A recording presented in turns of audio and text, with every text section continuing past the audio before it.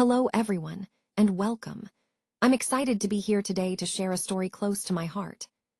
The title of our presentation is From Sushant to Nisha, A Life Rewritten. Today, we'll explore a journey of transformation, challenges, and new beginnings. We'll look at how one life changed dramatically and what we can learn from it. So, let's get started and dive into this inspiring story. She was born as Sushant Kamat in Mumbai, a city full of dreams and possibilities. But, as life often does, it had a different plan for her. A story filled with confusion, hidden identity, and secret desires. Yet, deep inside, her soul always knew the truth. From secretly wearing sarees as a teenager, something she kept hidden from the world, to living a double life that only she understood. And then, falling deeply in love with a man who saw her for who she truly was, beyond all the masks and pretenses. This isn't just about a transition, it's about becoming. Becoming a woman in her own right. Becoming a wife with love and commitment. And against all odds, becoming a biological mother, defying the expectations that life placed before her. Eventually, she embraced her new identity as Mrs. Nisha Brijesh Joshi. Set between Mumbai and Ahmedabad, her journey is woven with love, struggles, family ties, tradition, and destiny. It's a story that challenges what we believe about identity and life itself. Some journeys, as we know, are not chosen, they are written. And for her, this was always meant to happen. This is the story of the journey of becoming Nisha. Ahmedabad woke up gently this morning. The soft sunlight filtered through the curtains of a well-kept apartment, casting a quiet glow over a life that, from the outside, seemed perfect. In the kitchen, you could faintly hear the clinking of utensils mixed with the inviting aroma of freshly brewed chai. Nisha was near the stove, dressed in a neatly pleated saree. Her movements looked effortless, almost instinctive, like she had lived this routine forever. I can imagine her calmness, her quiet confidence just by watching her. She called out to Avantika, "Finish your milk," in a gentle, composed tone. And of course, Avantika's predictable reply was, "I don't like it." But Nisha, without missing a beat, said, "You didn't like it yesterday either, and yet you finished it," as she poured tea into cups. At the table, Aviraj grinned and said, "Mama always wins." That little comment highlights how, in this household, the mother's soft persistence often prevails. Nisha's response was simple but powerful, not wins. Mothers just don't give up. It's a reminder of the quiet strength that motherhood embodies. Then Brijesh entered, adjusting his watch and seemingly half-focused on a phone call. His words, "He ha anus, site visit 11 he bud. Nus he tuck anus fix he cut o anus." Show he's busy, but even in that rush, there's a pause, something deeper in his eyes. It's a look that carries memories, acceptance, and a quiet disbelief at how life has turned out. He remarked, "You woke up early again." Nisha's reply was practical. "You need someone responsible." But he corrected her gently, saying, "Our business needs you." Their fingers brushed briefly, a small yet meaningful moment filled with history and unspoken understanding. This scene captures the life everyone sees, a life filled with routine, responsibility, and quiet love. It's a snapshot of a well-balanced household, but also the foundation of something much deeper, an underlying story of connection and resilience that runs through every day. After the kids left and the house grew silent, Nisha finally had a moment to herself. She walked toward the mirror, stopped, and looked. But it wasn't just her reflection she was seeing, it was something deeper. She looked through it, as if searching for a truth beyond the surface. For a fleeting second, the woman in the saree faded away, and instead, a boy from Mumbai stared back at her. That moment reveals so much about her inner world, about the connections to her past, and the unspoken stories that shaped her. Mumbai, her roots, represent a different beginning, a starting point filled with hope and simplicity built by her parents. After her sister Naina was born in 1981, they believed their family had found its rhythm. But then, in 1982, her mother became pregnant again. Yet, that timing felt wrong, too soon, too overwhelming, and she made a decision. She chose to terminate the pregnancy because it was a girl.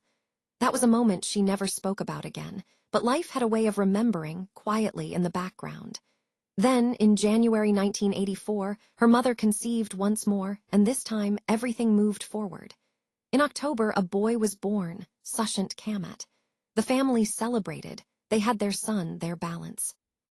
But what no one knew was that life had quietly rewritten something unfinished, something that would shape the story in ways they couldn't see at the time. Back in the present, I blinked and stepped away from the mirror. I adjusted my saree, picked up my bag, and moved forward. I want to convey a sense of confidence and calmness here, showing that I am in control, living a life I've built for myself. But I also want to remind you that this life, as perfect as it may seem now, has not always been simple or straightforward. Before I became Nisha Joshi, I was someone else entirely. This chapter, the first one, is about the life everyone saw, the version of me that appeared to the world. It's important to understand that what people see on the surface is often just a part of the story, and behind that, there are complexities, struggles, and choices that shaped who I am today. This sets the stage for understanding how I transitioned from that past to the person I am now. Mumbai, late 1980s. Sushant Kamat grew up in a home that was stable, structured, and quietly loving. His elder sister Naina was responsible and dependable, really, the kind of child parents never had to worry about. And Sushant was the perfect son. Or at least, that's what everyone believed. He was calm, obedient, easy to raise. He didn't fight, didn't demand, didn't create chaos like other boys his age. Relatives would often say, "Such a well-behaved boy." His mother would smile at that, but sometimes she'd look at him a little longer than usual, as if trying to understand something she couldn't quite explain. There were no obvious signs, no rebellion, no discomfort. Sushant never questioned being a boy. And yet, there was a subtle difference. He was softer, not weak but gentle. He observed more than he reacted, felt more than he expressed. This quiet nature would shape who he was, even if others didn't see it. This is the child no one questioned, but who carried within him a quiet depth that would eventually become part of his story. At times, his mother would say things casually, without really thinking about it, without fully realizing the impact. One day, she said, "You'll understand when you become a mother someday," almost absent-mindedly. She paused for a moment, then just smiled it off and moved on. But Sushant didn't do the same. He didn't understand why that simple sentence stayed with him, why it felt strangely personal. Life went on normally after that. School, homework, family routines, nothing seemed out of the ordinary. There was nothing that hinted at what was coming next, because the truth was there was nothing to see yet. Not yet. Whatever was inside him, whatever was growing, was just waiting. Waiting for the right moment, the right trigger, the right silence. And that moment arrived when he turned 13. Mumbai, mid-1990s. Sushant was 13 years old when he first experienced a migraine. It began as a dull ache, something subtle that he might have ignored at first. But gradually, it worsened, growing into a persistent, heavy, unshakable pain. For nearly a week, he stayed home, confined by this discomfort. The curtains in his room remained half-drawn, creating a dim, quiet space. Meanwhile, the house carried on its routine, people moving about, life going on, yet it felt like he was in a different world. His mother was busy with her daily chores, and his sister had her own life to lead. And Sushant. He was there, physically, but emotionally and mentally, he was alone with this pain. Time seemed to slow down, the seconds felt longer. The ticking of the clock grew louder in his ears, almost like a reminder of his helplessness. The silence in the room was deeper, almost oppressive. By the fourth day, the pain had started to reduce, giving him some relief. But even as the ache eased, a strange stillness remained. And with that stillness came a strange restlessness, an unsettling feeling that something had shifted. That migraine, in a way, had changed something deep inside him, perhaps triggered a part of his mind that had been dormant. This experience was the beginning of a profound transformation, a door opening to a new understanding of himself. He stepped out of his room and the house was quiet, too quiet, Without really thinking, he walked toward Naina's cupboard. He stopped himself, hesitated for a moment, then slowly opened it. A faint fragrance greeted him as he looked inside. The clothes were neatly arranged: skirts, blouses, salwar kameez, dupattas, all soft fabrics in bright colors. It was like entering a different world. His hand moved forward cautiously, and he picked up a skirt, running his fingers over the fabric. Soft, light, inviting. He whispered to himself, "I'm just trying." Then he went back to his room, locked the door behind him, and changed. At first it was awkward, but then he started to do it carefully.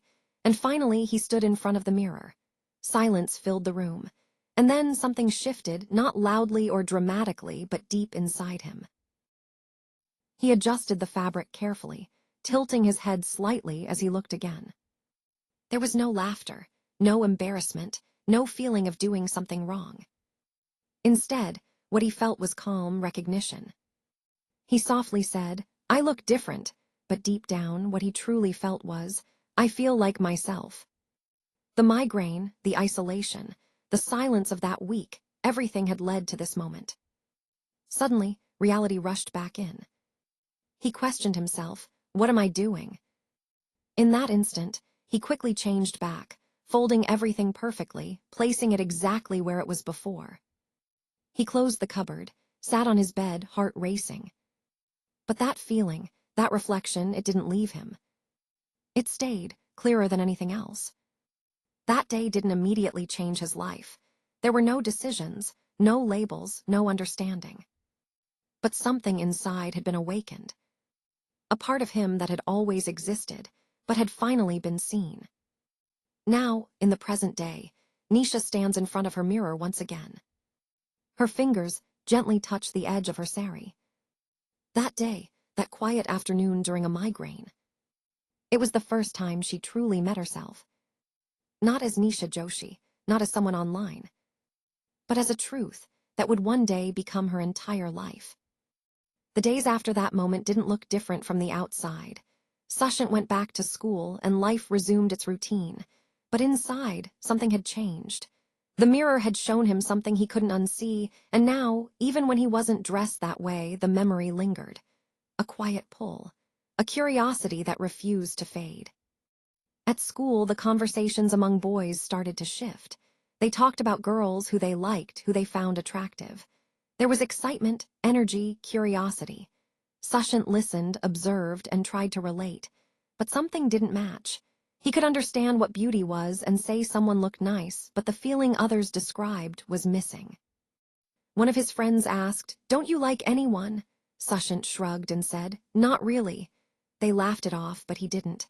At night, alone in his room, he began to question himself. What is wrong with me? At the same time, the internet started entering homes, slow connections, those familiar dial-up sounds. But for Sushant, it became a doorway. Late at night, when everyone was asleep, he would sit in front of the computer, searching on Google, typing questions he couldn't ask anyone.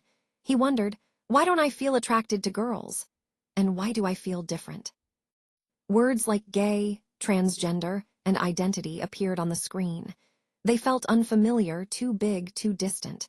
He told himself, "I'm not gay," because being around boys never felt uncomfortable.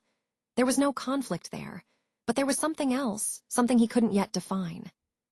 And slowly, without even realizing it, he began searching not just for answers, but for himself.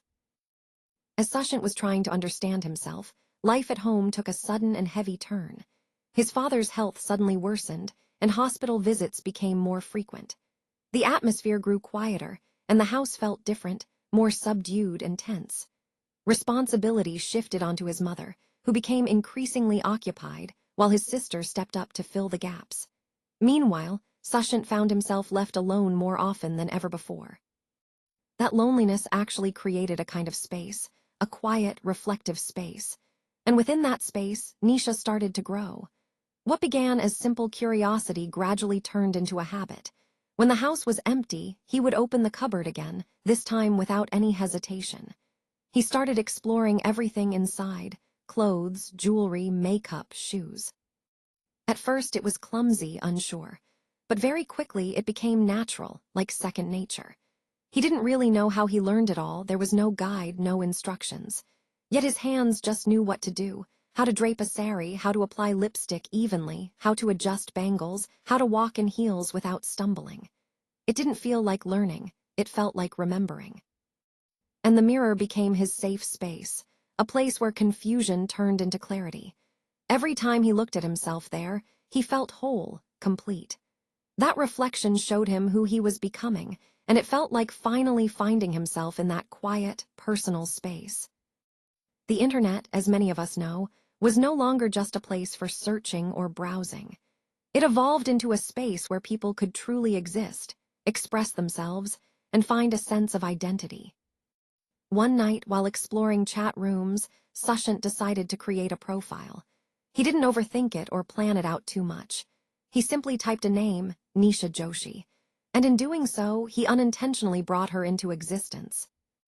At first, it felt random, just a name, but something about it lingered, stayed with him. Behind that screen, Nisha came alive.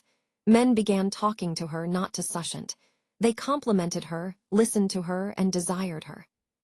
And what was truly extraordinary was how she responded. She responded naturally, effortlessly, without pretending or acting. She didn't feel like a boy trying to be a girl. She just felt like a girl being herself. Hours turned into nights, and these interactions became part of her routine. She laughed, flirted, connected deeply. Over time, Nisha became more real to Sushant than he was himself. He even started saving numbers, nomming contacts, husband, love, baby, talking to them in a girl's voice for hours without effort. She created a world where she existed fully, authentically, as herself. She even began buying accessories like wigs, going outside dressed as a girl, like riding in a ladies' compartment on a train or using ladies' bathrooms, without any doubt or questioning from others. This gave her clarity and confidence. In that world, she was never questioned. She was never doubted. She was simply living her authentic self. And that, I think, highlights how the internet can be a powerful space where identity can be explored and embraced without fear or judgment. Through conversations, something became clear. She wasn't gay because she never saw herself as a man with another man. She always saw herself as a woman with a man. That difference mattered deeply. She believed in something simple, binary, yin and yang, masculine and feminine, and she knew her energy was feminine, strongly feminine. "I'm a girl," she whispered one night. The words felt heavy, but true. A girl in a body the world saw differently, but knowing the truth didn't make life easier. Because what next? Could she transition, become a woman fully? The thought came. But so did the fears: family, society, responsibility. And one truth that broke her completely: she wanted to be a mother. A real one, to carry a child, give birth. And she believed that was impossible because trans women can never give birth as they have female reproductive systems in them. So why take so much effort and go against the world if the outcome doesn't satisfy the core need? So she made a decision. I will live as Sushant, even if it meant hiding Nisha forever. As years passed, Sushant began to notice something that others couldn't fully articulate. His body was not developing like that of other boys. At first, it was subtle, easy to ignore, easy to dismiss.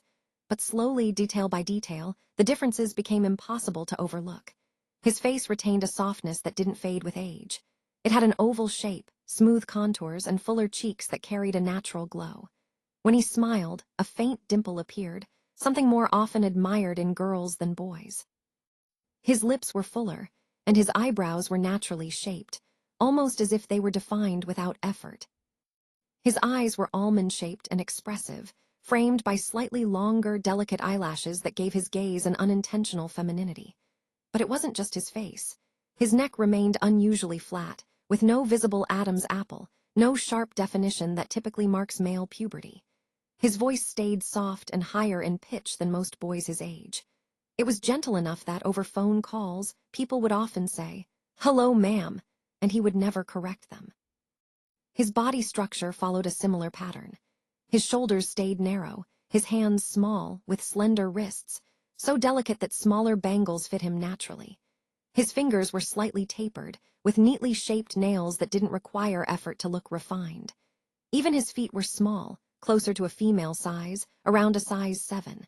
And when he tried on footwear in private, they seemed to fit him more comfortably within that category.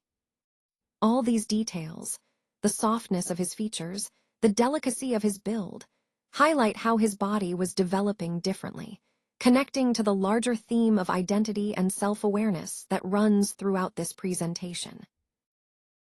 His feet were small as well, closer to a female size, around a 7. Even when trying on footwear in private, it seemed to fit him more naturally in that category. His lower body developed with soft definition, fuller thighs and shapely calves. There was a gentle, natural curve that didn't quite match the typical straight structure we expect in a male body.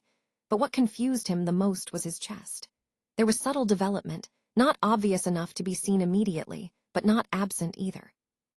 There was soft tissue beneath the surface, a slight formation that he could feel when he touched it. It didn't feel like a flat male chest at all, it felt different. The area around his nipples had a faintly defined structure, slightly pointed, with a soft areola, more sensitive than he expected.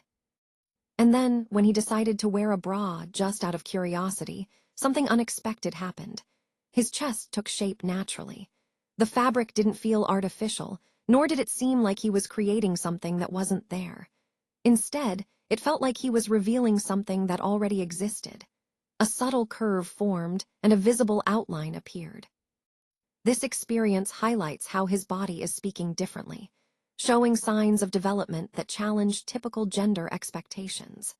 It's an important reminder that bodies are unique and can develop in ways that defy standard categories, reinforcing the overall theme of understanding and embracing diverse identities. Even a slight cleavage, depending on how he adjusted the fit, he would stand in front of the mirror, staring, trying to understand, trying to make sense of what he was seeing.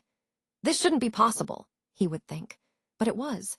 Even his ears carried a delicate structure, slightly inward in shape with very soft earlobes, so soft that he never really needed piercing in the conventional way. At times, he realized he could simply start wearing earrings and they would sit naturally. Each detail on its own could have been dismissed, ignored, or explained away. But together they told a story his body was trying to express long before he had the words for it. As Sushant, these differences created discomfort, a constant, unspoken awareness that something didn't align. But as Nisha, everything made sense. The clothes fit naturally. The movements felt right. The reflection in the mirror felt complete. He didn't feel like he was transforming, he felt like he was revealing. And that realization was both powerful and deeply unsettling. Because if his body was already speaking the truth, how long could he continue to ignore it? So, what do you think is the next phase of life for Sushant or for Nisha? So this is where things get really interesting. We're left wondering, what will Nisha decide? Will she choose to go for hormone replacement therapy and a sex change transition? Or will she continue living as Sushant, embracing her teenage years as they are? It's a tough choice, and it really highlights the complex decisions many individuals face when it comes to gender identity and personal identity. What do you think? I'd love to hear your thoughts. Please leave a comment and share your perspective. And don't forget to stay tuned as we continue to explore Nisha's story in the next part of this series. So what's next? Well, that's what keeps us all engaged and curious. Her journey isn't finished yet, and there are so many more layers to uncover. Keep watching this space for the next chapter, because Nisha's story is a powerful reminder of identity, change, and self-acceptance.